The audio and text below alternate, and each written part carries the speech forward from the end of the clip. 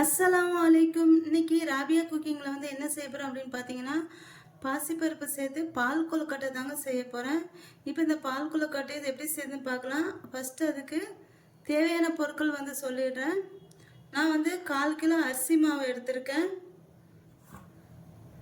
300 gram வெல்லம் எடுத்திருக்கேன். இதை நல்லா பொடி பண்ணிவிட்டு இதை வந்து பாகு எடுத்து வச்சுக்கணும். அடுத்து இந்த மாதிரி ஒரு துண்டு தேங்காய் எடுத்துக்கோங்க. இந்த தேங்காய் வந்து இந்த மாதிரி மெல்லிசா வந்து கட் பண்ணி வச்சுக்கணும். இந்த மாதிரி நீள் நீளமாட்டு மெல்லிசா கட் பண்ணி வச்சுக்கணும் தேங்காய் வந்து. அடுத்து கொஞ்சம் பாதாம் கொஞ்சம் முந்திரி வந்து எடுத்திருக்கேன்.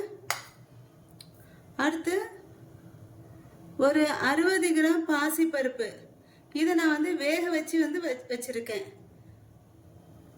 அடுத்து வந்து ஒரு 250 ml தேங்காய் பால் வந்து நான் எடுத்திருக்கேன். இப்போ இது எல்லாத்தையும் எப்படி செய்யறதுன்னு சொல்லிட்டு பார்க்கலாம். இப்போ இந்த மாவுல ஒரு சிட்டிகை வந்து உப்பு வந்து சேர்த்துக்கிறேன். சேர்த்துட்டு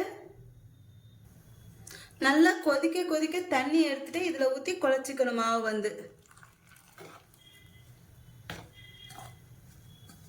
நல்லா கொதிக்கணும். தண்ணி வந்து வெந்நி வந்து இதை நல்லா குழச்சி எடுத்துக்கிறேன்.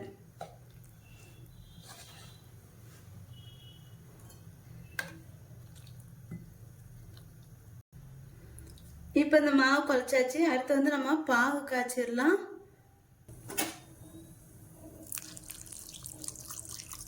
இந்த பாகு காய்ச்சி நல்லா நான் வந்து வடிகட்டி எடுத்து வச்சிருக்கேன். அடுத்து இந்த மாவு வந்து சின்ன சின்ன உருண்டையாக பிடிச்சி எடுத்துக்கலாம்.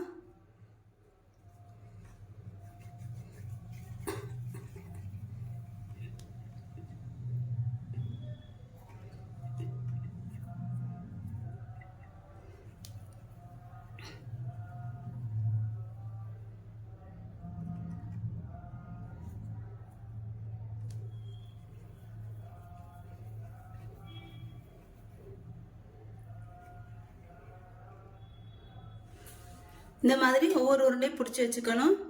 அடுத்து இதோட வந்து நான் வந்து எள்ளு சொல்ல மறந்துட்டேன்.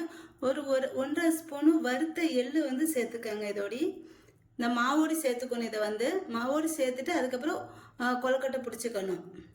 பாருங்க, இந்த மாதிரி மாவில் அந்த எள்ளை வந்து சேர்த்துட்டு இந்த மாதிரி கொழுக்கட்டை பிடிச்சிக்கணும்.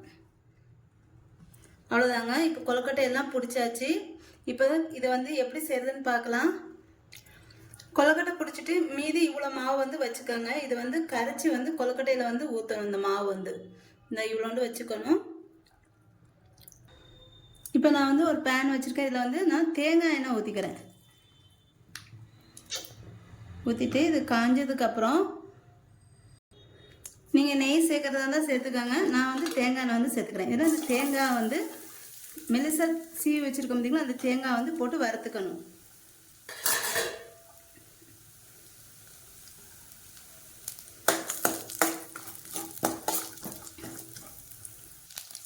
இப்போ இதில் முந்திரி பருப்பு வந்து சேர்த்துக்கிறேன்.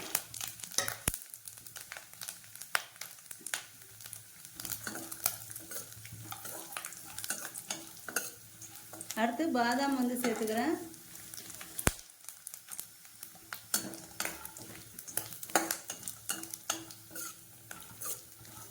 இது எல்லாத்தையும் நல்லா வறுத்துக்கணும். இப்போ இதெல்லாம் வறுத்தாச்சு. இப்போ இதை எடுத்துக்கலாம்.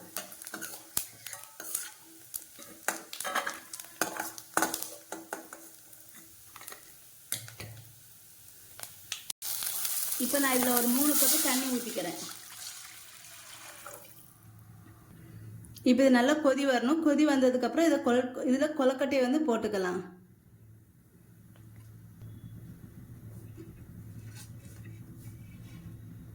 இப்போ இதில் நான் கொழுக்கட்டை எல்லாத்தையும் போட்டுடுறேன்.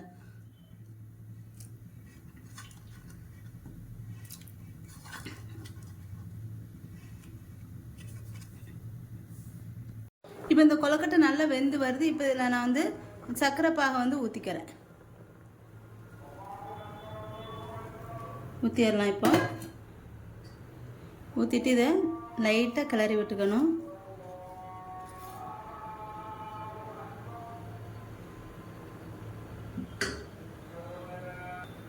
அடுத்து இதில் வந்து பாசிப்பருப்பு வந்து சேர்த்துக்கிறேன்.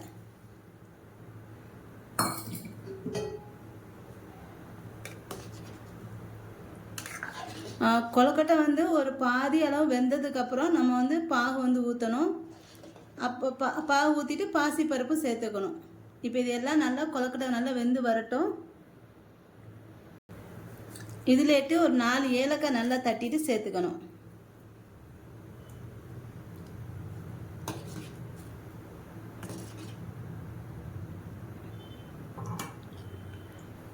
இப்போ இதில் நான் மாவு கரைச்சி வச்சுருக்க தண்ணி வந்து கடைசியாக வந்து ஊற்றிக்கிறேன். இது வந்து திக்னஸ்க்காண்டி இது வந்து ஊற்றுறது. கொழுக்கட்டை நல்லா வெந்ததுக்கப்புறம் இதை வந்து ஊற்றணும்.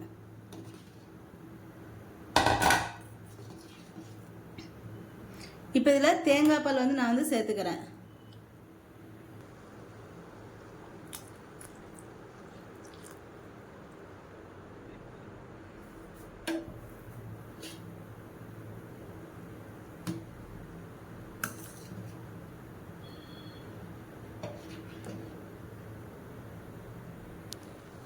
இப்போ பாயாசம் வந்து ரெடி ஆகிடுச்சு. இப்போ கடைசியாக நான் வந்து இதில் நம்ம வறுத்து வச்சுருக்க நட்ஸ் எல்லாம் போட்டுக்கிறேன்.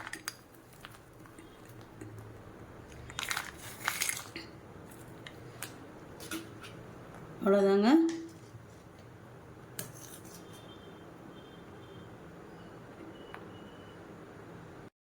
பாசிப்பருப்பு பால் கொழுக்கட்டை வந்து ரெடி ஆகிடுச்சு. என்னோட இந்த வீடியோ உங்களுக்கு பிடிச்சிருந்தா லைக் அண்ட் கமெண்ட் ஷேர் பண்ணிக்கோங்க. என்னோட சேனலை மறக்காமல் சப்ஸ்கிரைப் பண்ணிக்கோங்க.